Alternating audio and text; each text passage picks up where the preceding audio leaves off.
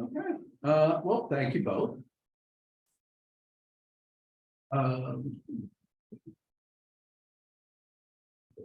Not the ring. Okay.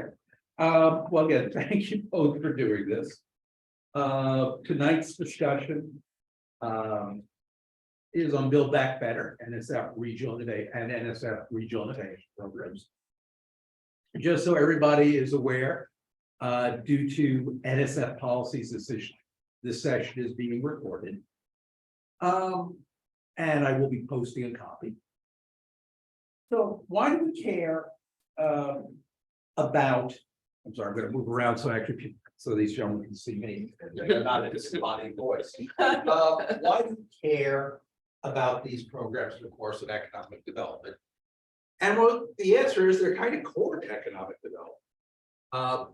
They are, watch for the wire. There is, sorry. They're very core to what's happening, and we're very lucky this evening to have two representatives with us. Scott Andes is the program lead for Build Back Better Regional Challenge. He's been at Brookings, the National League of Cities, Carnegie Mellon, and I believe you actually have an MPP from Carnegie Mellon. Yep. The goal of Build Back Better is transformational investments in regional industry clusters, equitable growth, good paying jobs, US global competitiveness. And Scott will explain more about that. And then Dan is the entrepreneurial lead for the NSF Regional Innovation Engines Program.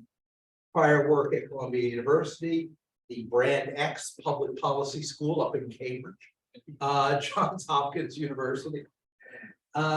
And the goal for regional innovation engines is, how do I put it, building coalitions, building innovation ecosystems, hopefully use of research, technology, workforce development.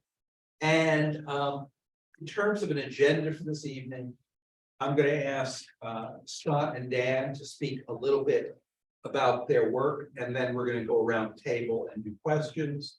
I will be calling you basically on the order in which you sign up on the spreadsheet. There is no badging to it. You're welcome to either use the question that you posted or a different question or follow up on something that was said. But I would appreciate it if, as you're asking your questions, you can make a point to introduce yourselves, mention your name, a little bit about your background. And Scott, Dan would take it away. Whoever wants to go first. Sure, I'll get started. And Scott, is that your new place in DC? It looks good. Actually, this is my wife's office. It's nicer than mine. So So I'm Daniel Goetzel. I have been at the National Science Foundation for about a year and a half. And for those of you who don't know about the National Science Foundation, which is completely fine, a lot of people don't. I didn't even know much about the National Science Foundation until a couple of years ago. Is we are an over $9 billion research agency within the federal government. And historically, we're really focused on research across a number of different directorates. So we have a math and science director, we have a biological director, we have a social behavioral directorate. And historically, a lot of what we do is we fund research in academic labs and universities for people to do kind of early stage exploratory research. But I'm in a new directorate, which cuts across all of the National Science Foundation's existing directorates. And our mission, which is brand new, this is the first time we've done this in 32 years, the National Science Foundation. So probably before just about everyone on this call was born, was the last time the National Science Foundation has created a new directorate. And we said, you know what? The problems that we're facing as a nation are too dire to only invest in early stage research. We also need to focus on translating that research. We need to focus on how do we get it out to market? How do we build startup companies around it? How do we do open source technologies? How do we drive social entrepreneurship? Like, how do we basically take this research and get it to the world faster and do it in a more equitable way where we expand the geography of innovation? So we created this new directorate, the Technology, Innovation, and Partnerships Directorate. It was a part of the CHIPS and Science Act. And we said, okay, what are some of the big things that we want to do off the bat? And the first major, not first initiative, but one of our first major initiatives was this Regional Innovation Engines program, where we said we're going to make really long-term investments in regions up to 10 years to help them build their innovation ecosystems. So we want to lead with R&D. We want to look at the emerging industries of the future, and we want them to come to us and say, what are their challenges and how do they want to build these ecosystems? And we didn't have kind of specific topic areas or focuses. We said, what's the area that you all think you have a strength in, and how do we build that ecosystem? And how do we do it in a way that you'll become a leader in these emerging industries? So we think about it from an R&D perspective. We think about it from a workforce development perspective. We think about it from a regional economic development perspective. But the way the regions allocate their dollars and how they put money towards this is ultimately up to them. And one kind of unique thing that we did, and was actually kind of a learning from watching Scott and his team go through the process, was we split the universe of applicants. You could either be a type 1 applicant or a type 2 applicant. And a type 2 applicant was a slightly more mature ecosystem. You had some assets in place. You were already doing some really incredible things, and you wanted to supercharge that effort. And those regions were able to go for up to $160 million over 10 years. And we call those engines. And then we have our type 1 awards, and those are for earlier stage ecosystems. Maybe you have just kind of the start of something, and you think there's something there, but you still need to get your coalition, you need to get your region together. And what we're doing for them is we're going to do $1 million 2-year awards. So we're going to work with them in a really hands-on way for 2 years, and then they'll have the opportunity, hopefully, to go for that $160 million award. So where we are in the process right now, we are very in the near future. I think we're saying before the summer, we're going to be making our type 1 awards, those kind of earlier stage development awards.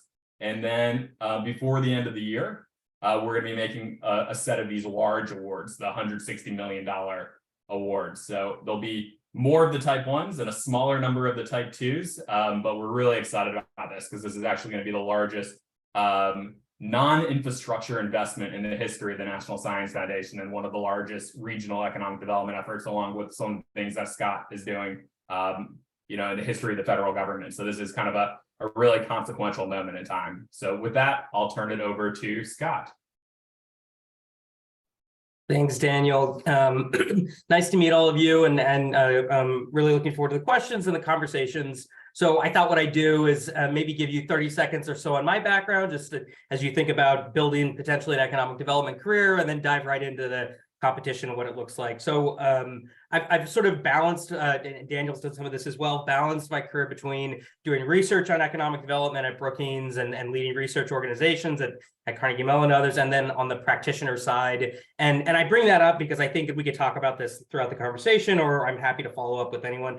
I found that being able to take policy insights from research and marry them with operational experience really has allowed us to build a program very, very quickly, and really has allowed the competition to remain really wedded to what economic developers, researchers know. And I happen to believe it's led to a much more sophisticated process, and hopefully early days, it will translate into stronger outcomes. So again, happy to talk about that, but it's something I feel really strongly about, being able to toggle between what the researchers are talking about and understand, and then what practitioners are able to apply on the ground.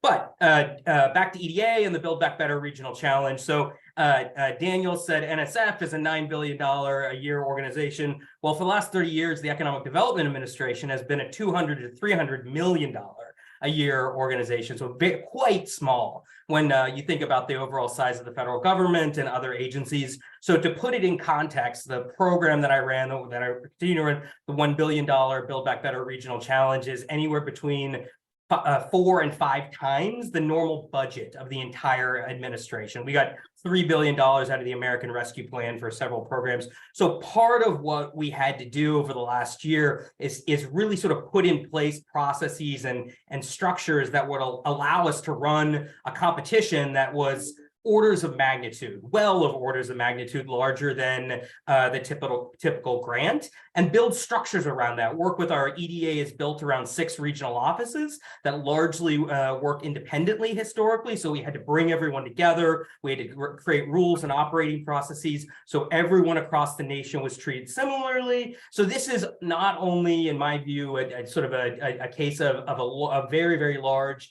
new program, but also organizational change.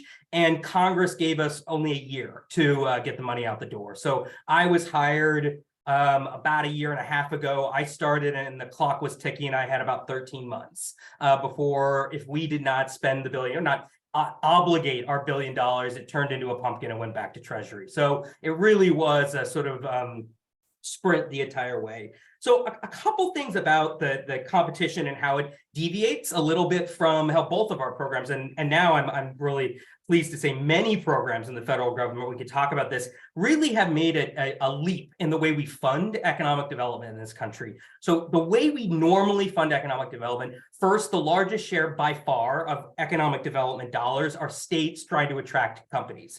We could talk about whether that's a good thing or a bad thing, but that constitutes roughly $50 billion a year. Compare that to the $200 or $300 million a year being spent out of EDA. And so I think what many of us feel is that there's a better way of doing it. So Daniel's talking about, homegrown workforce development, entrepreneurship, and I think that's really the spirit of what this competition was meant to do, is to begin to think about, can we spend, relatively significant dollars on different types of activities instead of just business attraction, tax incentives, and other things. So that's sort of piece one. Piece two, and sort of the theory of the case, is if you look at how a region that transitions from low or so moderate industries, wage industries, agriculture, tourism, into one that's high wage, high productivity, lots of job opportunities, traded sectors. Think about the transition in North Carolina with Research Triangle Park. Think about the automotive transition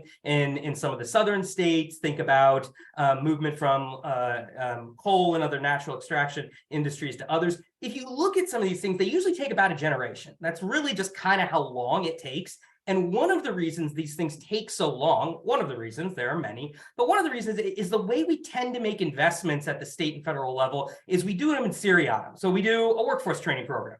And then 2 years later, we do an entrepreneurship program. And then 3 years later, we do a program to incentivize the university to get in the economic development game. And all told, we spread out these investments individually, sort of from a just sort of like drip, drip, drip. And over time, they add up in some cases to something meaningful. The goal of this program was to invest sizable enough awards in multiple projects in a region such that we could do a generation worth of economic development in 5 years. That was sort of the bumper sticker of what we were trying to do. So what we did is we ran a two-phase competition. In phase one, we said, give us your idea. Tell us your case. Tell us why you think you could really be a material science cluster. Tell us why you think indigenous finance is really an important and necessary element to your tribal community. Tell us why you're transitioning from natural resources into other opportunities.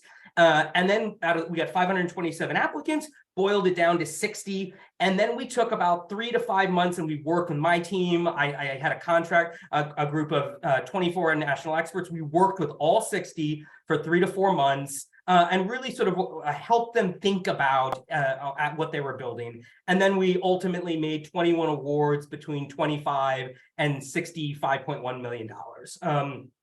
And I'll say just sort of 3 things very similar to what Daniel's program that are sort of what I consider principles is one, we wanted to be large enough dollars that it had a shot at transforming these regional economies. Yes, it still may take years, to be sure, maybe decades, but enough resources that we don't have to constantly be reinvesting and we could get it done at once. And 2, we wanted highly flexible dollars. One thing that I think is often an error that federal policymakers make and federal agencies make, and state agencies, is they're too prescriptive. They're just way too prescriptive. Of course, you need guardrails, but often the best ideas, it's not surprising, come from the places that are actually the ones implementing them, right? And so we had an extraordinary flexible process that we got ideas that I've been doing this for a little over 15 years. I've learned more about this country in the last year because just the amount of ideas that came in was, phenomenal. And I should say we posted all 60 proposals on our website. I would read them at some point in time.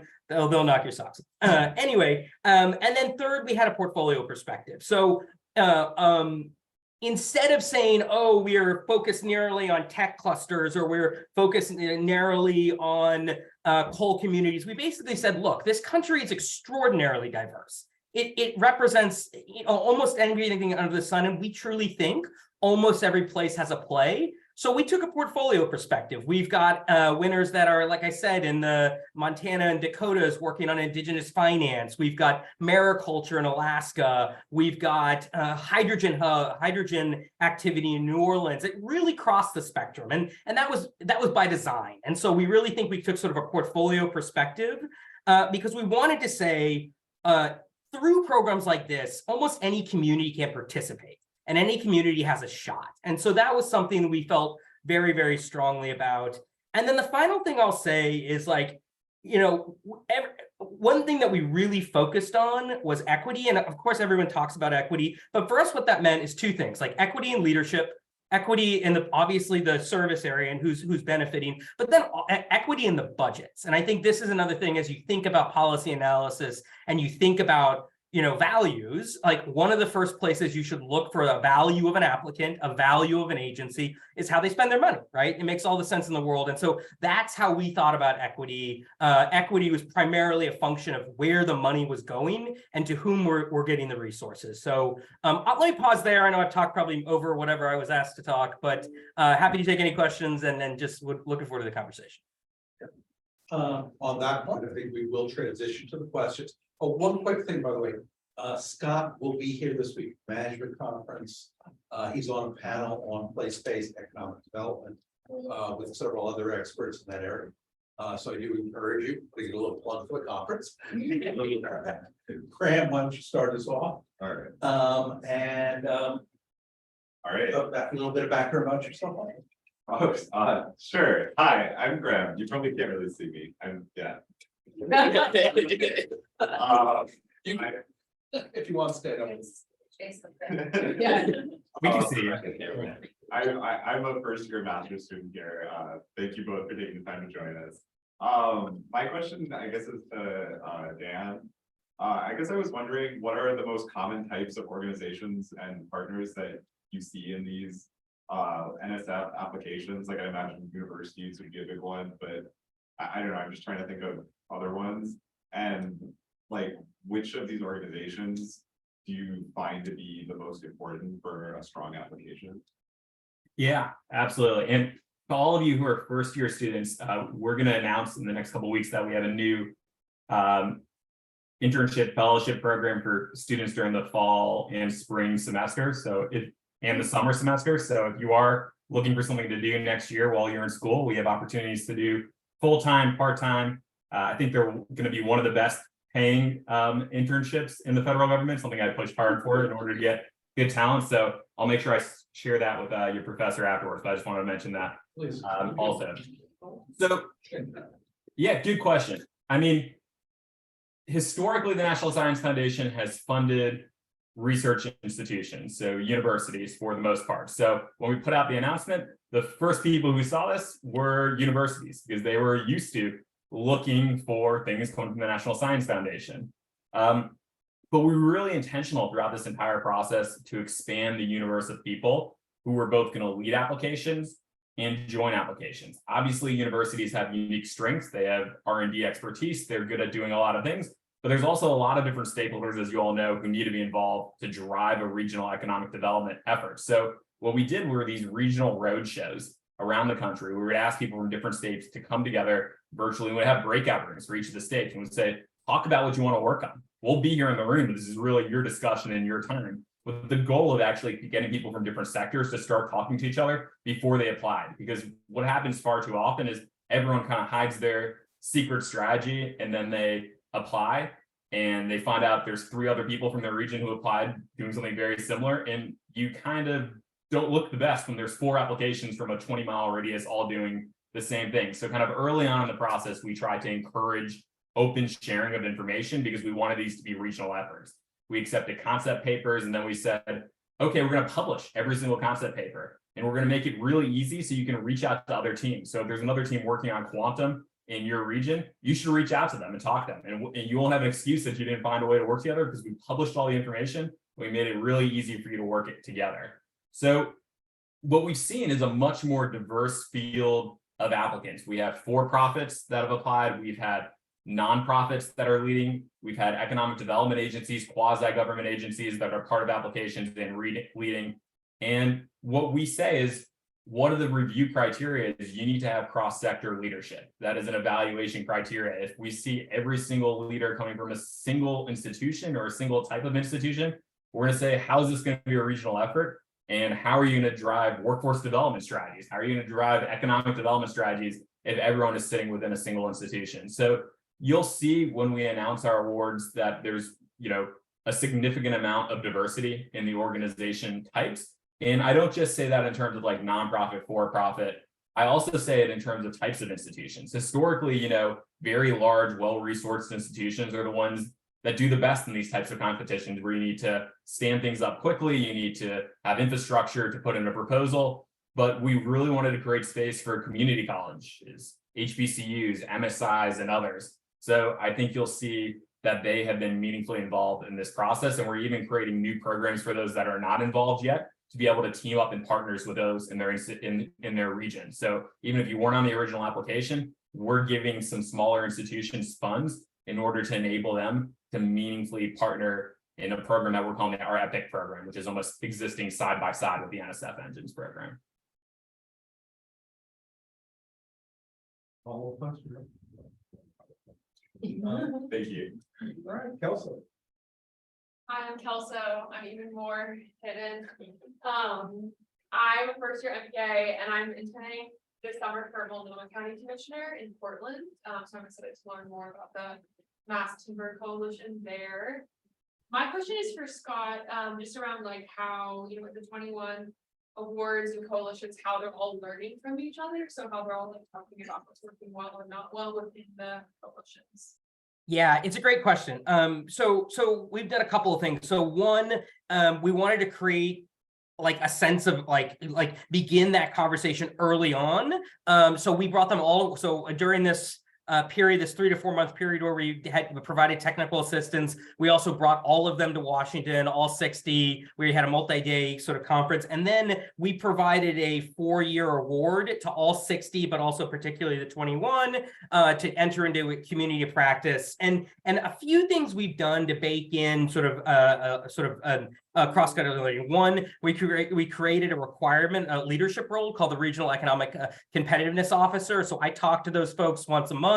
And one of the major things we do, we say, give us your 3 problems, and then we connect them with one of the other 21. So that's part of me and my team's job, is actively engaging. The second thing we've done is we've created a really fairly robust portal where everybody sort of logs in, shares questions. They put, I'm the workforce lead. None of this is rocket science, of course, but like what often happens is like when people like me, we get the money out the door and then we move on to other things. But I think like what we're really trying to do is like, we've just provided $1 billion into this community. Like, let's figure out ways to cross-pollinate. And what's emerging is like interesting affinity groups. So like, for example, our 4 biotech winners like all went to the White House, and like we're at the announcement of the biotech summit. So there's just like little things. Again, none of this is rocket science, but it's like we're trying to find like ways for people to learn from each other. Because the reality is like, it's like if you're in this field for long enough, you can begin to know new communities, and you can begin to know sort of cross learnings. And so that's piece one. And then just quickly, I'll say, like in my sort of, this is just an opinion, there's like a lot of bias in the field of economic development on like what good looks like. And I think one of the things that I hope we've done a good job at is that we've identified a lot of extraordinarily strong, sophisticated actors in places you might not expect. So like my tribal grantee in the Dakotas is just like, they're incredible. They're so good. And now they're training like even some of the folks at Georgia Tech on certain things. So it's like one of the things I'm also trying to do is like expand what are the field's understanding of what excellence looks like, and create a more open environment where we're a little bit more open-minded on different models of executing economic development. But like I said, not rocket science, it's just effort and time. Can I just add one thing to that? Because we're actually I mean, I've been talking with Scott's team quite a bit as we think about our support structures that we're going to roll out for our engine awardees. And we did something called market intelligence, where we basically said, we're thinking about building this thing called a builder platform. Tell us what you like about it, tell us what you hate about it, and throw it out there. And basically the idea was a lot of similar aspects to what Scott talked about, because there is sometimes a culture where you say, okay, we're going to support you while you apply, perhaps, that's what they call technical assistant. Or maybe we'll say you have to go through some curriculum or some training once you get the award in order to unlock the funds. But we don't often do enough listening to our awardees about what their actual challenges are and what they need. Do they need access to talent? Okay, is there a way that people are going to be interested in putting a resume in, because they might go work with 50, 60 communities as opposed to having to find that one community in a place? Are there corporations that are interested in working with a whole set of biotech awardees versus trying to figure out how to do that on a one-off basis? Are there communities that should exist within this? So I think there's almost like two sides of the marketplace. What is the learning that awardees can do from each other, and how can they help each other and grow and support each other? But also, I'm sure Scott has the same thing. We have philanthropists, we have investors, we have corporates who say, hey, what you're doing is really cool. You put an unbelievable amount of money into this effort. How can we tag into this? How can we leverage this? How can we find the subset of awardees that might be the most pertinent to what we're working on? And I think there's a role for government or outside organizations that are adjacent to government to play that connector role and help facilitate this, so it really becomes a public-private partnership, as opposed to government dollars and then hoping additional people come in behind that. Paul? Robbie. Hi, I'm Robbie. I'm also a first year student here. And my question was for Scott. How do you envision the long-term outcomes of the Build Back Better regional challenge, especially thinking about economic development in an equitable way? Yeah, I think there's like a couple ways of answering that. Like, I think like one, if we did our job, well, let me try. Like, both of us talked about the importance of flexibility in what we're able to fund. And like a lot of these places, this sounds kind of silly, like they just need significant amounts of resources and like the time to spend it really well and to spend it in a way that they see is most appropriate. And then, yes, we connect them to other actors. We help them monitor themselves. We help them think about leadership, like in those types of things. But I think like I would say the biggest success of this program is like if the applicants do the things they put on paper. And that sounds obvious, but like when you look at some of the goals of these regions, it really is extraordinary. I'll give you maybe one, maybe two examples, but the goal of, for example, the Binghamton, New York proposal is to fundamentally reduce the time it takes, roughly 15 years between generations of lithium batteries. They're fundamentally hoping to reduce that time period by almost half, with the all told several $100 million investment of which we were 60+ million of. And like what that will achieve, it will cut the weight of a lithium battery in half. And that is the single technological barrier to creating commercial electric powered airplanes.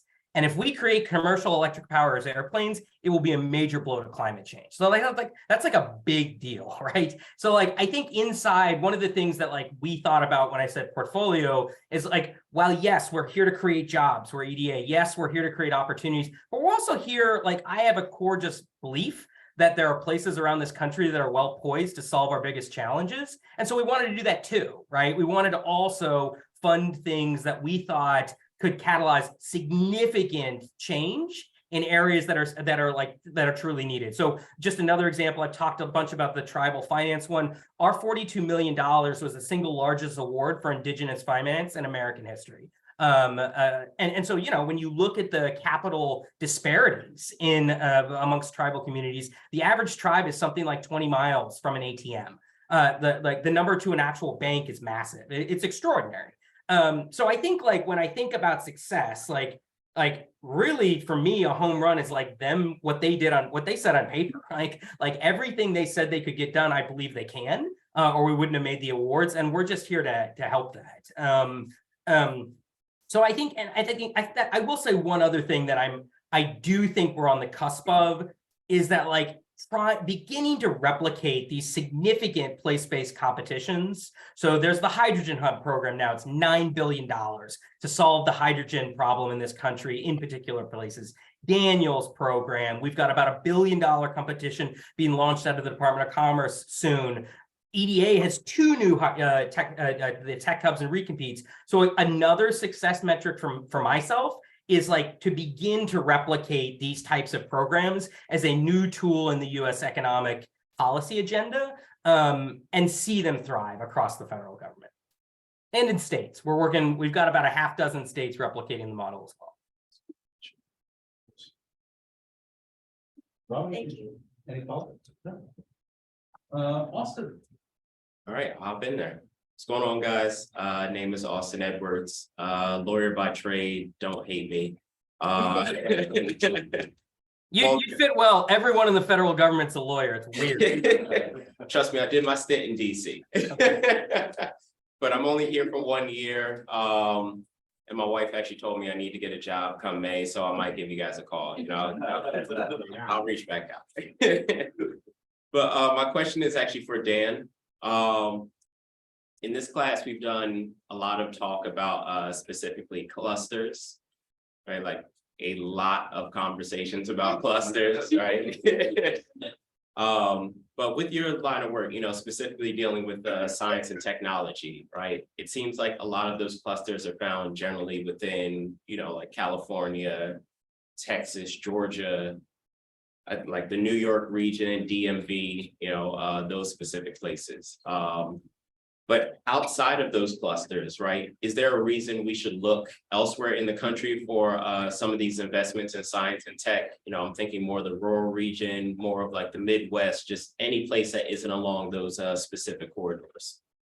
Yeah, I mean, absolutely. I think that's central to the mission of what, you know, what Scott is doing at Commerce and what I'm doing at NSF Engines. I mean, one of our core principles of the Technology Innovation and Partnerships Director is let's expand the innovation of geography. There is talent everywhere. We need to figure out how we build these opportunities. So specifically, when we launched our program, we said we want to specifically focus on regions of the country that have not fully participated in the tech boom.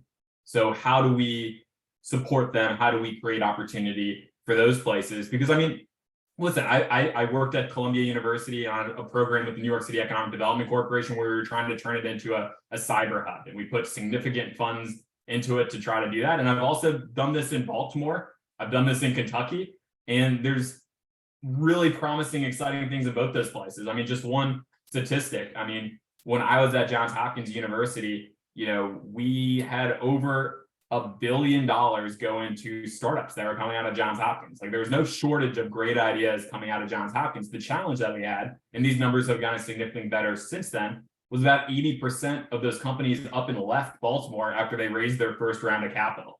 You know, it isn't that the great ideas weren't there. It wasn't that the research wasn't there. It was they didn't have the ecosystems in place to be able to nurture the growth of those startups within the region. And now I think that number is down to 50%. You know, the Hopkins team might give me an even better number at this point, but you know, what happened was the university and other stakeholders said, okay, what are the things that are preventing these regions from being successful?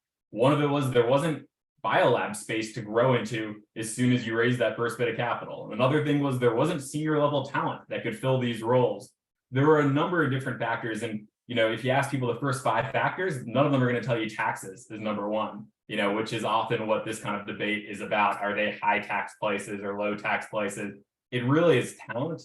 It's access to the research, it's access to the things that you need to build. And to your point about rural communities, as we design some of these technologies, you know, whether it's autonomous vehicles or autonomous systems or other things like that, and then we try to take them to places, you know, about how they're going to impact different industries. If you don't have people who've actually worked in those industries and understand those challenges, you're going to design just for people who live in certain places. So it's actually critically important that these technologies are built and developed in places across the country that actually have the expertise of what this looks like from an agricultural perspective. What does this look like from an advanced manufacturing perspective? Because, you know, those industries are actually distributed across the country. So thinking about how we infuse those technologies into these industries is going to require people building them in a lot of different places across the country and not just clustered within a select few places. Thanks, appreciate that. Okay, any follow-ups? No? Actually, yeah, one follow-up. And this is actually for Scott, because I don't know if I'm gonna catch you on Friday or not, so I might as well. I got you as a captive audience. But with what we saw in the past few years, right, with Amazon HQ2, right, and the kind of quote unquote the debacle as it rolled out, where it kind of pitted a lot of cities against each other, regions against each other. With the I'm going to call it the 3B RC. Feel free to use that one. You don't have to credit me or anything. That one's free. How did you guys structure that one so it wouldn't be a replication of what we saw with Amazon, where it was more a collaboration between cities and regions as opposed to pitting them against each other? Yeah, totally. And just on your 3B RC, I will tell you, when the Build Back Better bill crashed and burned, like, the amount of conversations I had to go through about, well, we're 9 months into this program, do we have to change the name of it? I'm just like, it doesn't matter, it's fine. Plowing ahead, guys, come on, stay the course. Well, so of course it was a competition, right? Like, let's just call a spade a spade. It was a competition, but one of the things we tried to do, and I think time will tell whether or not we were successful, was we tried to say, look, like, you're not all competing to be like the AI capital of the world or whatever it is. Like, what I want to know is, like, what's the best version of your region? Like, what is your what is, like, the phrase somebody said, I can't remember, it might have been Correa, Dan, you might remember. So one of my colleagues said was like, what's your unfair advantage in this competition? The Central Valley, one of the poorest places in America that won our largest award for agriculture and to support small agriculture farms, was not competing against Georgia Tech and their AI manufacturing. They're completely different things, right? What they were doing is, we wanted to know who had a vision for their own region such that, like, our resources created a critical but for our dollars, you could achieve something that you might not be able to do otherwise, and that thing will transform your region in a fundamentally positive way. And so, well, everyone had different strategies, and if I had an extra $3 billion, I could have funded all 60 strategies, but really that's how we thought about it. And I'm always asked, like, well, what was the number one metric you used to see if somebody was going to be successful? Well, there wasn't one, right? Because everyone had a unique proposal. We were highly contextual in nature, and we looked at them individually. And I think the difference between that approach and Amazon HQ2 is Amazon said they were going to do it that way. They said what they were going to really care about is, like, what are the local factors? What do people bring to the table? What are the values? What they cared about is the size of the labor market, the investment package, all this stuff, right? So, like, people were competing on the exact same thing, with wrinkles, of course. And I think that's what frustrated a lot of the communities, is they thought they were competing on the uniqueness of their place, but really this was a business attraction strategy with some wrinkles in it, of course. We tried to take a very different approach and fund those that could paint the picture and give the investment perspective of what the best version of themselves are. So can I say one thing on the Amazon HQ2 piece? Because we get this question a lot, and obviously, everybody will admit there are some serious flaws with how that process went and how it then, was rolled out afterwards. No doubt about that. Completely agree there. But what I think is really interesting, so the one place that actually did win it, Northern Virginia. What did Northern Virginia do that was different? So, like, invert this. Don't think about, like, what Amazon did from the process, but, like, what did Northern Virginia do that was really interesting and unique? What they did is they went to their legislature and they said, hey, we're shortlisted by Amazon. Here are all the things that we think we need to do in order to be competitive in this final round. And they didn't say we need to give them the biggest incentive package. They actually didn't go anywhere near the largest incentive package. Montgomery County, Maryland, right across the river, gave a significantly larger incentive package and lost. But what they said is, hey, we've been talking for years about creating a Northern Virginia campus for Virginia Tech for computer scientists. Let's fund that. We've been talking for years about investing in our community college and workforce development programs. Will you fund that at this level that had never been discussed before because of the legislature? So they basically used the carrot of Amazon to get all these massive investments in different workforce development and place-based R&D efforts that otherwise probably would not have been seriously considered by the legislature. So the amount of money actually going to Amazon was significantly lower the money from a lot of other projects, but what they're able to do is basically say to Amazon, here's how much money we're putting into creating this workforce that's going to be central to your efforts. This should be viewed as a part of your package, even though the money will never go to you. So I just think from kind of a government and economic development perspective, think about how you can use carrots that are out there to do the things that you want to do, as opposed to just kind of building in the model of what you think their incentives are going to make you most competitive in the process. Cool. Thanks, guys. Liz. Hi, I'm Liz. I'm a first year MPA, used to work in federal government, so familiar with NSF and EDA. I guess I'm curious because I think maybe this is a question for both of you. I know at least some of the funds came from the American Rescue Plan. Was that the case for both of your programs? Neither of your programs? That for Build Back Better, yes. Oh, okay. Mine was from the CHIPS and Science, Oh, chips. authorizing Okay. the CHIPS and Science Act, and then we got funds in the end of year budget. Okay, got it. Yeah, I guess I'm curious because with American Rescue Plan funds, I know in general, like it was a one-time thing, and these are one-time disbursements of a large amount of cash, and I guess I'm wondering, yeah, about that, like especially with thinking about some of the acceptable use of funds like workforce training, which are not one-time investments, and yeah, how you think about the sustainability of funding. Yeah, and I should just say that this is like something the states are struggling with, that they call it the mortgage problem, where they create a workforce development program with their ARPA dollars, and then they have to pay for it once the ARPA dollars runs out. So it's definitely something people think about for sure. Like this might be like a third rail to say in an economic development class. I think like we sometimes overthink sustainability, or like we over-index. Like in perpetuity of a program is not the goal. The goal is to solve a problem.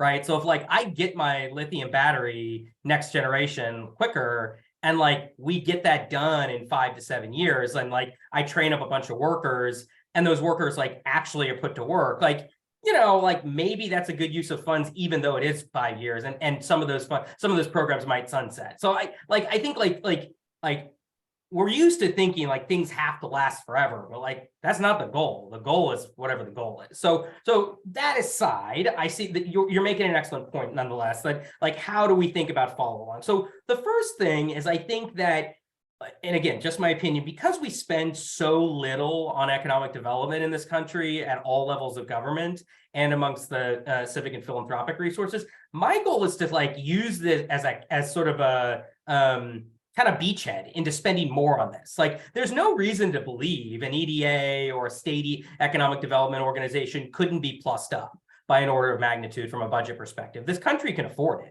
I mean, we spend this kind of resources on all sorts of things. So like when I talked about creating a new model of economic policy, that's kind of also part of the answer to your question. Is I want to see an order of magnitude more resources spent on economic development. So these size projects are the norm, and we stop doing this sort of, look, I built you a wastewater treatment plant, and then 3 years later we'll fund your workforce development. Maybe we should be funding these training programs every year for $7 million in a region for the next 25 years. Like we can afford it. So I think like part of that may be wishful thinking, but I think a lot of it actually isn't. I think we do see policy changes over time that provide greater resources to things. On more of a brass tacks, of course, we looked at their sustainability plans, and we looked at what their plan was after year 5. Some of them did say, like, some of these programs will ramp down. Some of them said, you know, here's a letter from a local foundation to do it for XY year. So we did diligence on that, of course, like, and I think that's pretty common across programs. And then some of it was a balance between upfront and sort of fixed costs, be it infrastructure and other things that didn't need multi-year significant funding, and balancing out that. So I would say there's a bit of the accounting, a bit of the diligence and evaluation review, and then a bit of like, look, we're trying to signal that we need to spend more resources on this in this country. And like that's, so like I was a big advocate to, and actually Daniel was as well, very early on to advising EDA, even before I worked here, that they should have a very large cap. They should be willing to spend at least $100 million versus small caps to signal that we need much larger packages of economic development strategies across this country. Cool, super helpful. I guess I have a follow-up for Dan. I'm curious about then your funding coming from CHIPS. I'm curious, and maybe this is a question for both of you about, you talked about not having places compete against each other and various different aspects of how you made your selections. And I'm curious about industry cluster type selection. So I imagine with CHIPS, like it's a big semiconductor bill, did you feel political pressure for the industry clusters you focused on to be semiconductor adjacent? And I guess then in general, for both of you, in thinking about the type of clusters you want to fund, obviously the cold transition is very central because of the president's commitment to combating climate change. So yeah, I'd just be curious to hear about the, maybe not political pressure, but the politics of choosing which types of industries to focus on. Yeah, so early on, people said just focus on a couple industries. Just pick a couple industries that we know are important, that are going to be emerging industries. Whether that's semiconductors or whatever it might be.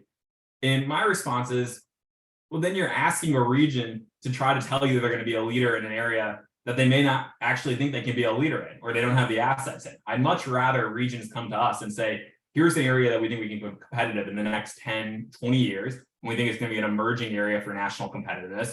And we think we can build in this area. We think we can do unbelievable things. I think that's a much better approach. So we fought really hard to keep it open-ended. I mean, obviously in the CHIPS Act, there's a number of technology areas that are identified, things from synthetic biology to bio to quantum. So, we are actively looking at technologies in that space, but we're also looking at any technology area that could be on the forefront, in the future. We are an R&D focused agency. So if people have great ideas in emerging areas that are not at the forefront of what Congress is thinking is a top priority yet, we want to see them build in those areas if they think they can build in those areas. So kind of to your earlier question, though, one of the things that we were really intentional about was the long time horizon for our program. It's 10 years. Like, that is long.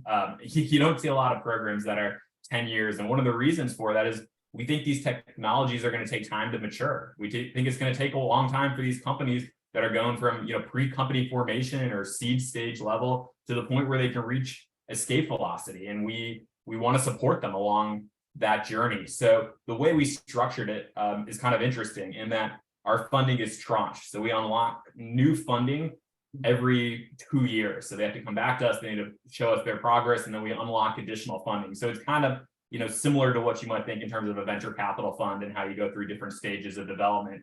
And we wanted to do it in that way to, one, create accountability, make sure they're actually going out and raising additional funds, make sure they're actually doing the things that they said they're going to do.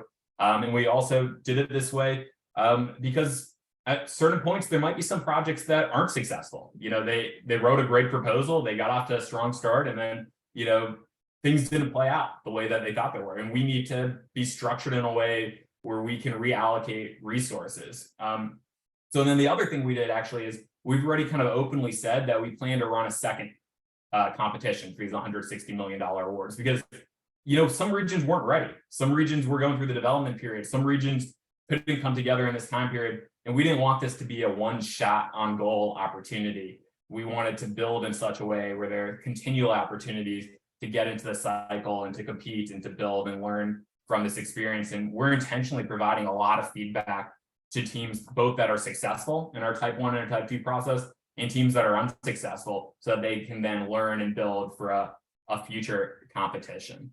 The last thing I'll say is government needs to be there for the long haul. If you are serious about doing this, you need to be willing to put dollars in, for the long haul. And I say this from experience, as I mentioned, I ran kind of a multi-million-dollar initiative with the New York City Economic Development Corporation. And, they committed $30 million and they said, okay, in the private sector, we'll go out and raise $70 million. And I don't know, I might get in trouble for this because it's on video, but the private sector never raised the $70 million. They wrote some nice letters, they made some in-kind commitments, but the $70 million, didn't come to fruition. So, mid-2020, COVID hits, and the place where you go for money when you need flexible dollars is the Economic Development Agency. So basically, the city of New York took dollars out of the Economic Development Agency to do all their COVID response. And they said, hey, sorry, but unfortunately, we're going to cut this program off after a year, here's your $1 million, good luck, and we hope that you continue it.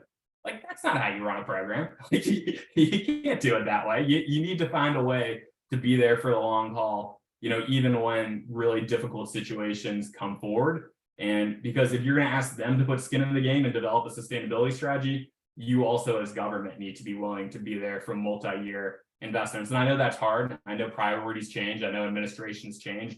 But as much as people who sit in these roles can fight for that, I think that's important and a lesson that I hope you all take to heart if you're ever on the side where you are allocating capital to different projects.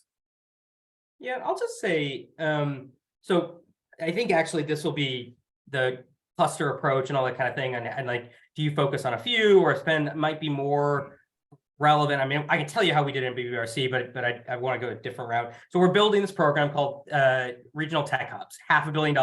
We're like literally building it right now. And so the goal is to accelerate those critical technologies and to achieve global competitiveness in them. And so I don't know, let me throw the question back to you.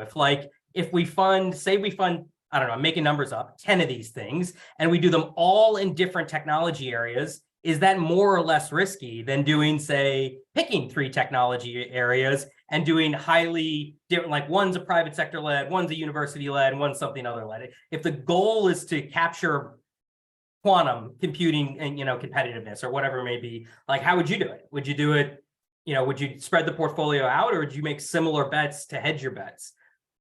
Yeah, I'm interested. Yeah, I would love to hear what you all are thinking, because this is a debate we're having also. So please let us know what you all are thinking.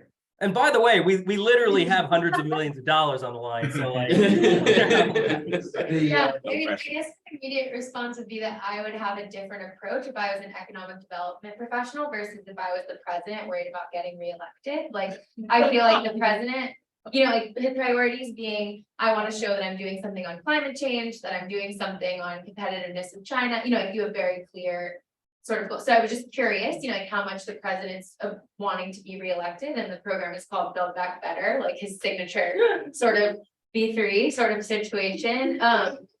Where is exactly to your point as a economic development policy professional, I might want to spread it out much more. So yeah, I think that's the distinction that I'm trying to draw.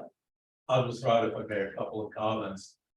One of the issues in all of this is election cycles, because by the time the election rolls around, gentlemen, you can put it back, you disagree, but you will have committed to doing certain things. There may be sort of elements of progress, but the real impact is several years down the line.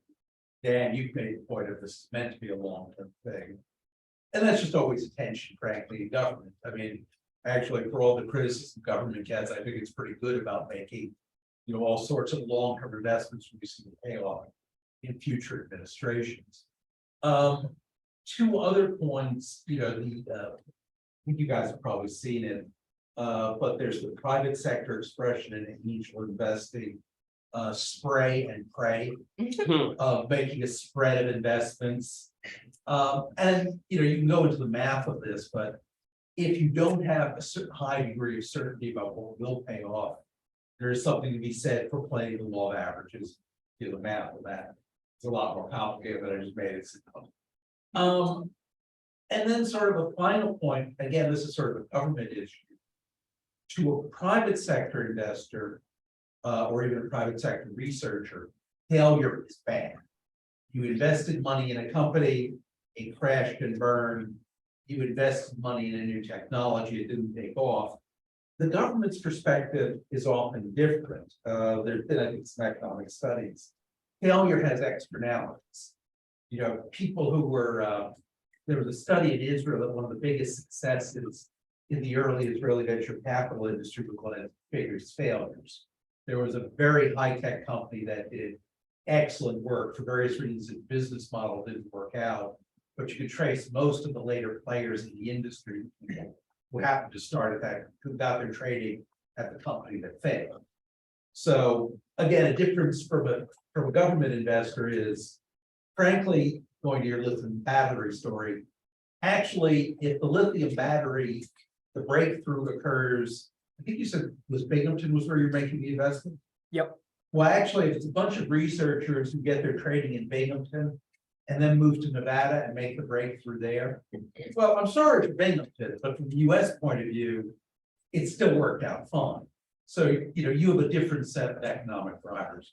Anyway, my 2 cents, but, Yeah, great. Can I just respond quickly to just 2 things? So first on this sort of conversation of the interplay between like policy objectives and political realities. So first and foremost, it was a decision made. The reason why I was hired, or one of the reasons I was hired, is I am not a political appointee. And they specifically thought they could run a stronger program that had greater legitimacy if politics did not play a role whatsoever. Now, after the decisions were made, of course, people want to communicate in a politically advantageous way. But I will tell you as a point of a fact, I signed on the dotted line as the chair of the investment review committee to our legal team who won this competition before the Secretary of Commerce, before any political appointee, before anyone in the White House knew. And that was a decision that was made. It was a strategic decision. Didn't have to be that way, but it was a decision made that if we could show, because everybody thinks these things are rigged. That's the dirty secret that maybe is not a secret. Everybody thinks these types of competitions are rigged. And like the reality is, I mean, I'm new to government. I can't speak for most of them. I don't think they are. And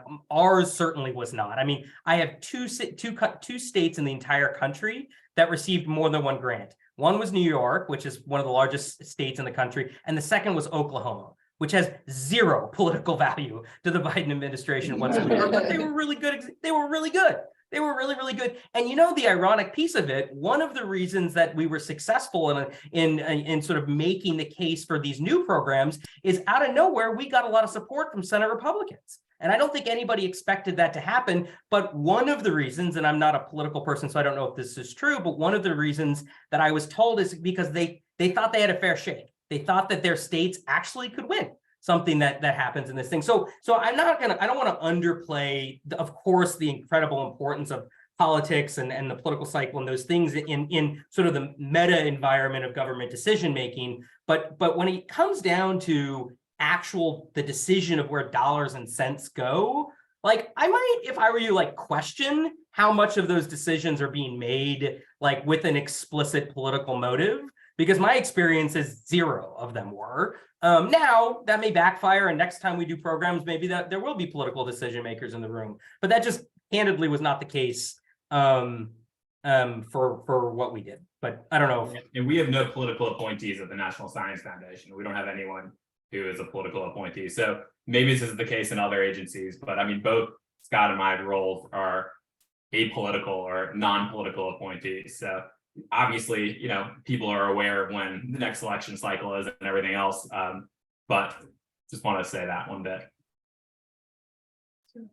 Let's on to Spencer. Yeah, so thanks for being with us at 8:30 on a Tuesday, and Scott, it looks like you're standing this whole time too, so that's impressive. But my questions for both of you are related to diversity and equity in your respective programs. And so for Scott, we before class read the Brookings analysis of BVRC's program. And one of the findings from it was that, like, clearly one of its top priorities was equity, but most coalitions struggle to develop comprehensive equity plans. So I was just wondering if you could unpack that a little bit for us, like what were the biggest challenges, and if you could, and like how might you address them, and then also if you could have redesigned it, like from the outset, how would you have redesigned the competition to get better plans? Yep.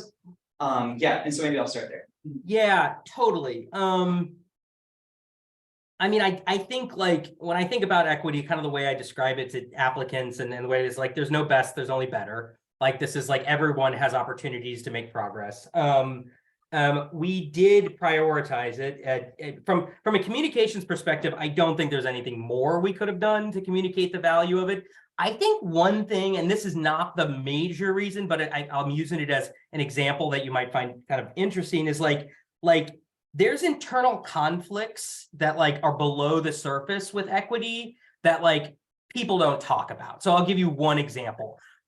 Federal governments like to make grants, and they're known to like, I didn't even really internalize this a tongue when I give it. They like to make grants to safe organizations who've managed federal grants in the past, organizations that have good track records, right? Well, like if you always fund somebody who's been funded before, who's been, you get where you're going to end up. So I think like, and we didn't do it that way.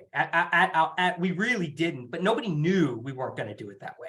Like people assumed, okay, like they're about to cut. So people play games. So they say, okay, EDA is about to cut checks that are an order of magnitude larger than they've ever done before. They are going to play it so safe. They are only going to give to organizations that have strong track records, universities. They're only going to, and I think like if I would have done it again, I would have like acknowledged that a little bit more and recognized that that was a game people were playing.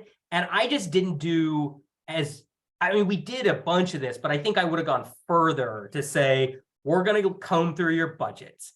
I'm going to like look at the organizations that the resources are going to, and I'm going to see if they reflect our equity priorities or not.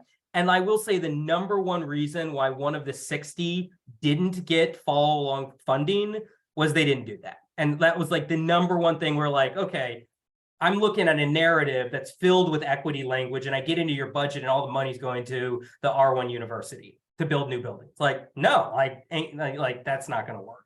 So I think in that regard, I think that's one thing I would have done. I think like the speed of the competition had implications for equity.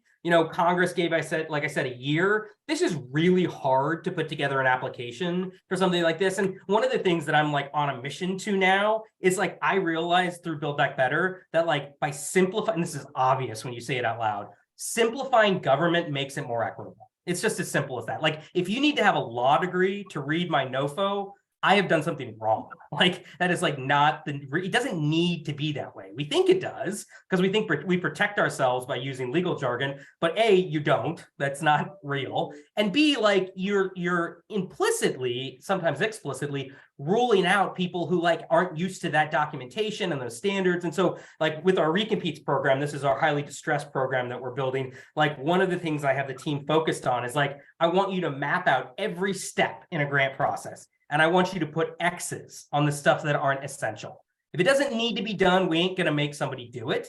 And my goal here is that we can create a more equitable process for new applicants that reflect the communities and groups we want to support, and do it in a way that like doesn't create extraordinary opportunity costs. Like one of the problems that we're in, another reason why for some of the equity outcomes is there's like $3 trillion out there on the street now from this administration. There's money that distressed communities have to choose. Are they going to apply to my program, Daniel's program, 10 other programs? That creates like problems, and the highest resource places are the ones who are able to play the most. So I think there's like, those are some things that I think about that like I know are a little almost on the tactical side, but I think some of these things really matter, like making the process simpler, communicating better, like also like going to different stakeholders, like, like we shouldn't only be presenting to, whomever, like the types of audiences we always go to. And then I will say the other thing, which we tried to address, but everyone could get better, is like I said about that institutional biasy that I think is pervasive in economic development. But those are a few things. Thanks. I just want to make sure everybody else has a chance to ask. So, yeah. Yeah, okay. I think hi, I'm Sophia. I'm a second year Master of Architecture student, so this isn't my typical home, but I've enjoyed my time here for sure. I think my question's more actually in line with what Liz had brought up, maybe on the other side, kind of putting a finger on the pulse. Do you, either of you, have any inclinations or understandings about where the organizations or the applicants you're getting, if they have any like natural trend towards problem solving in any specific industry, or in terms of any like umbrella situations such as climate change or the housing crisis, et cetera, et cetera? Because I do recognize you guys both spoke pretty extensively about how diverse these proposals are, which is fantastic. But I'd love to know if there's any type of trend overall among your applicants that shows some kind of larger concern for some big issues. I know we got a lot of them. You mean from like a topic area? Which topic? Yeah, area? like a focus area, niche. I mean, I'll say a couple that, I've seen quite a few. And I mean, we set up applications in basically every single topic area, but, climate and resilience was something that we saw over and over again. The bioeconomy. So, how do we think about synthetic biology? How do we think about our future food supplies? How does that intersect with ag tech? So a lot of things around, ag tech. And then something that popped up over and over again was kind of advanced manufacturing, additive manufacturing. Those were some of the topics that we saw over and over again. And I'm not sure exactly why those were trends. I mean, we saw things in quantum, we saw things in health equity, but when I look at just kind of the sheer numbers, those were some of those that in the applicant pool really stood out on my end. Yeah, I'll say so. In my competition, there was $100 million mandate to go to coal communities, and so I think like that sent a very strong signal to the applicant community. So we got a lot of coal transition ones. And I think like, so I think like, and I'll just use this as an example, like oftentimes when you, in the policy making process, you have high degrees of specialization of people who are making decisions. So you have people with like policy experience and say economists, and they say, okay, there's certain things about coal that's really important, yada, yada, yada. But like they might not have operational experience or design, competition design, or they may not understand the field as much. And so like getting where I'm trying to go with this is like you can solve one problem and create sort of unintended consequences in other pieces. And so I think like going back to sort of my opening, I think like one of the things that I've learned from government is is spending as much time getting snippets of all those different skill sets. So you can sort of be the person in the room that say, okay, here's the economic reason for why this is important. Here's the design consequence of that decision. And here's how the field will interpret it. And then here's how I will manage $1 billion program executed over a year under those constraints. Like being the person in the room who can take those buckets. I know I totally deviated, but I just like wanted to come back to this. I think is like a really important skill that people tend to undervalue. Washington likes specialization, but like specialization coupled with like the ability to operate on multiple levels, I think is like where you can really get a lot done. I know that had nothing to do with your question, but honestly, I feel like I've been trying to pitch that to the students at the School of Architecture for the past 2 years. Like, yeah, blue in the face over this, and I'm still the only one here. well, that's all right. It's not My favorite class I took in grad school was at the Graduate School of Design, where it was like all architects and urban planners. So I That's think what we I'm need more people talking doing about. that. Yeah. Absolutely. Okay. Just saying. Thank you, guys. I appreciate your answers. Thank you. Yeah. Yeah. Hi all, my name is Jeremiah. I am a first year MPA here, focusing on income inequality. Thanks for sticking around. So I think like broadly, I'm still thinking through some of the questions that have already been asked about like competition between regions and how are we supporting collaboration across what might otherwise be competitors, in attracting talent and attracting different businesses. So it's kind of like a broad question, but you've already kind of touched on that. So if you have any additional thoughts, I'm curious. But I think for Dan, I'm really curious about the $160 million grant program. So that's the largest, possible package that an area can win. And I'd just like to hear a little bit more about how the approval process is decided on for those applicants, because I could imagine that with that sum of money, it's going to change the trajectory of a very small region that wants to be competitive and grow into a new sector possibly. Whereas the areas that would be most competitive in applying for that grant are the ones that already have such a huge lead. And so you would just accelerate that lead, places like Silicon Valley or, New York or other really developed economic regions. And so I'm just curious to hear a little bit about how that approval process is planned and how you're selecting areas to make sure that money goes the furthest for applicants.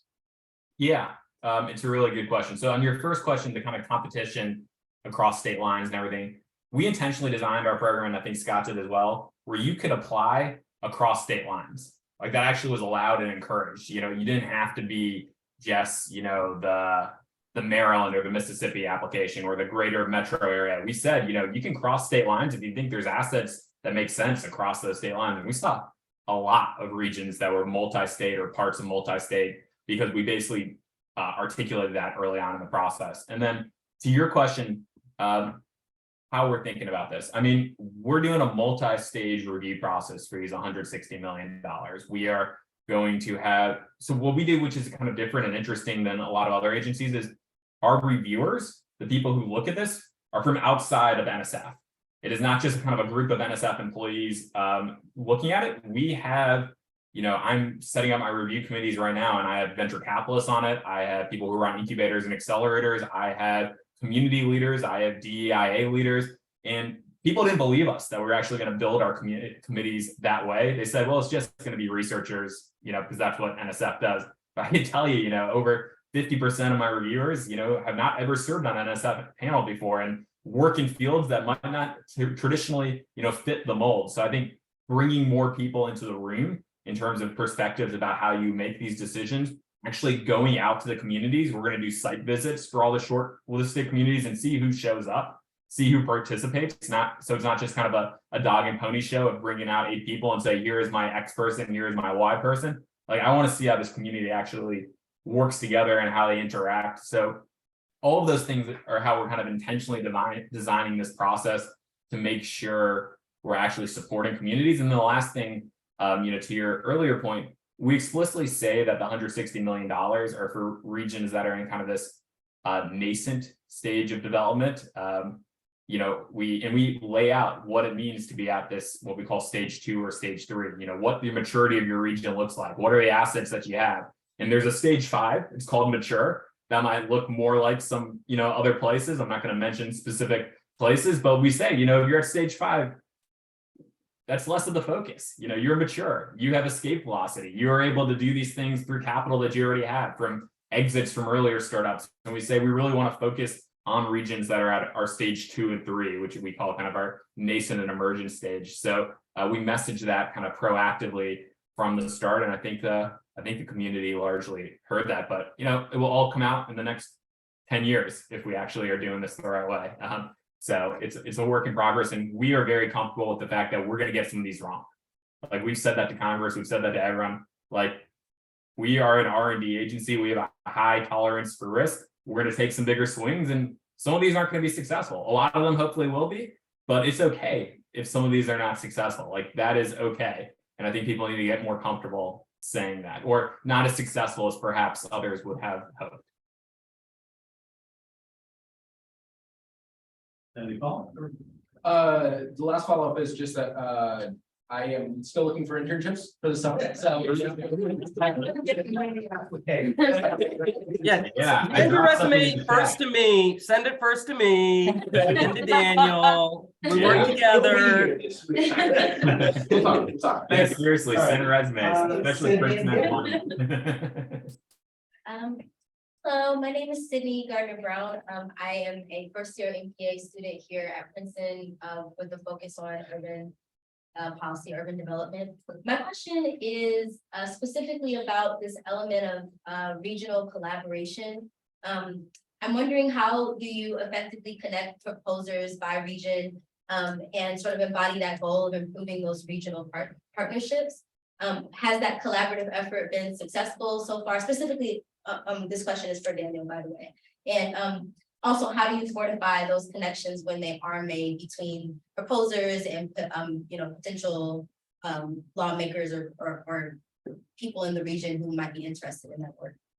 Yeah, so this is like a topic that I became obsessed with because I thought it was critical to our program success. So while we were running the application process, I mentioned we did these road shows where we bring people together from different states so they didn't just kind of cluster in their own universities, their own economic development agencies and create the strategy. We said, actually go think about this and talk about this in the open air. And then when we didn't see the rooms looking the way we wanted them to, I took all the data about what percentage of the people from universities, what percent are from economic development, and I published it on LinkedIn. I said, hey, we have an upcoming road show for this part of the country. Looks like 89% of the people are from universities. You all should get more people in the room. And I would send that to the different leaders in that state. I would say, here's the data for your state coming up on this. And they didn't want to have a situation where they only had 5% of the people from community organizations or whatever it is. So they actually scrambled during that period. Those are a couple of things we did. And then I mentioned we published every concept outline and we built on Airtable. I don't know if you all have ever used Airtable, a visualization, a map of the entire country before we ever received a single application.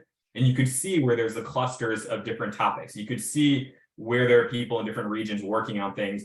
And then I had access to the data on the back end, and I was able to see who actually was reaching out to each other, who was talking, who was saying, hey, you're working on this thing in cybersecurity, we're just across the border, can we team up?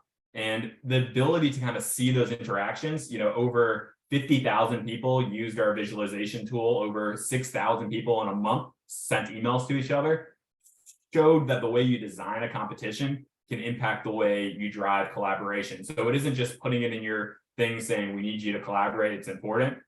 Do the things that make it easier for people to collaborate and do it earlier in the process. Don't wait until you've given the money out and then tell people to do it.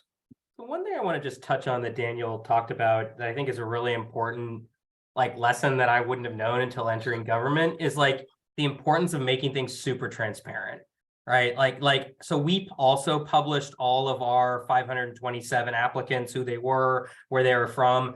It was the first time in 50 years EDA had ever done that. But what happened is exactly what Daniel said. And also it's just good governance to the question on getting more equitable applicants. Well, how are people supposed to know what success looks like if they don't get to see the winning applications? That's bananas to me. Why would we make an award and just say the name of the organization that won it? How does that help the field get better, or at least get inside our heads or think about this stuff? So I'm in terms of the two good governance things that I've become somewhat obsessed about is the sort of clear language, make it easy to consume our programs and participate, and then transparency. And I think that those, they sound super obvious, but believe it or not, they go against a lot of norms in agencies and whatnot, who worry about the more they put out there, the more there could be consequence. The more people ask questions, the more people they'll be scrutinized. And of course there's a risk there, but it's worth it. I think if we're you actually get less people asking questions when they know you're being transparent. So that's just an adjacent point that Daniel made that I didn't want to go sort of hidden. Thank you. Haley, last question. I think this is the follow-up to Sydney's question, because I think a lot of doing economic development at the regional level makes so much sense. But I think Daniel, as you talked about or implied, a lot of places have really bad regional coordination. And I'm curious how you think about this as if you think about this as an incentive for increasing that coordination, or if it really is that places without those systems in place just can't be competitive for this kind of federal funding at this time. I'm curious if there's a tension there, where I'm skeptical that I'm that your other nonprofit partner that you're aware of that you don't really work with, seeing that they submitted an application where you're I'm skeptical of the degree to which that's helpful to organizations, not seeing them. And I guess I want to push a little bit on, Yeah, I'd love to talk about that. I'd actually love to flip that on its head and say, actually, I think there's a huge amount of planning dollars and resource for collaboration and get the team together. You know what really gets a region together? $1 billion. You would be amazed at how people coordinate. And so I think that going back to the drum I've been beating on these large dollars, yes, you are exactly right. Not every place is going to be able to participate, but let's play this out. Suppose Daniel's program, my program, suppose we did this and we spent, call it $10 billion a year for the next, and we just places knew we were going to do it for 20 years. Do you think any place would be nah, I'm not getting organized? I'll give you a stat that to this point. So of the I think it's about, my question's about capacity to organize, right?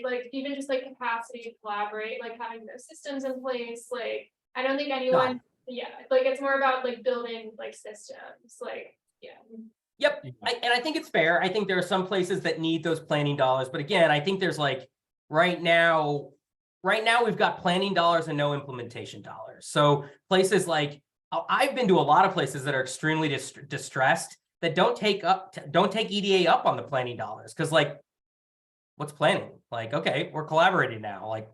There's no money. What do we do once this happens? So I agree with you. I get your meaning now, and I think that stuff is important. I guess what I'm saying is we've done a lot of the capacity building, but we haven't done the like, for what? Like, you can't ask a distressed community to build an amazing plan and then they have to find $50 million to execute on it. So I'm not disagreeing. I agree that's important. But what I'm saying is like, where I think there's been the significant gap is on the follow along. And I think if we do more of the follow along, you actually might see more organizations increased demand for existing planning dollars, existing collaboration and whatnot. And if we need more of that, believe me, it's much easier for me to sell a program that's 10 million bucks and we have 70 winners than a program that's $1 billion and we have 5 winners. So I can sell to Congress and others the idea of more planning dollars.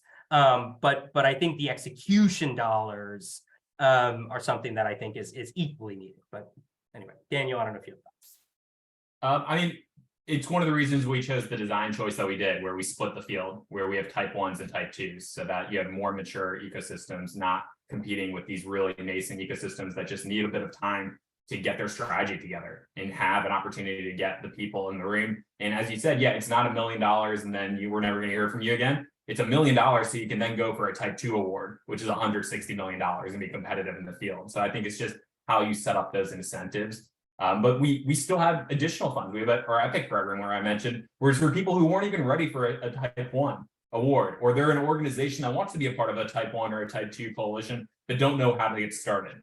And we built a pathway for them into this program as well, because we think you need to meet people at every stage in their development.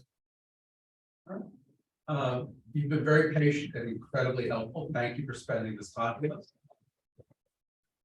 Yeah, thank you. And I mean, feel free to share my email. People are looking for internships, opportunities, summer, fall, like federal government is great. Also highly recommend state and local government. Right. We'll do. And Scott, we'll see you this week. All right. Good night, gentlemen. Thank you so much. Thank you. Thank you. Thanks. It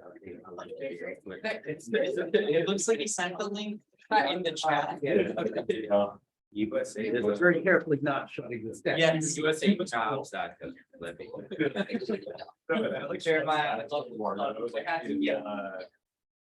Best video. Best video, like, Shameless. right? Yeah, all right. Well, in the chat, which you got to learn in, but I will send this around. And I will also send it to the. Thank you. Wow.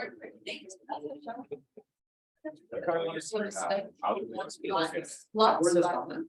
Oh, For 32 hours. 55 for the. Wow, you happy?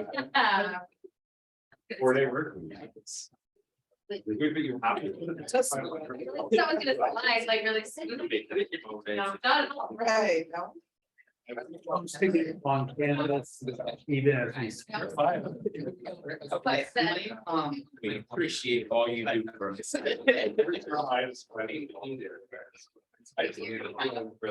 love the idea of explaining. I mean, there was the area and I like don't. Here. Yeah. Good night. It's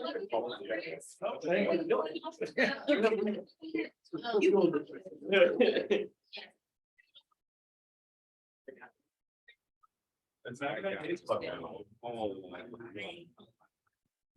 Thank you. This was really great. Yeah, that was awesome. Thank you so Scott's much. good this week. Yeah.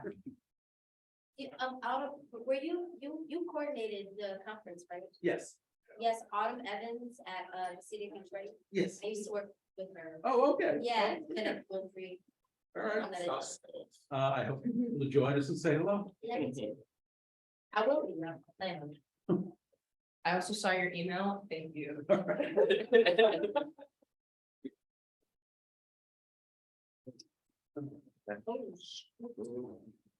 Hi, Norm. All right, best, thanks again.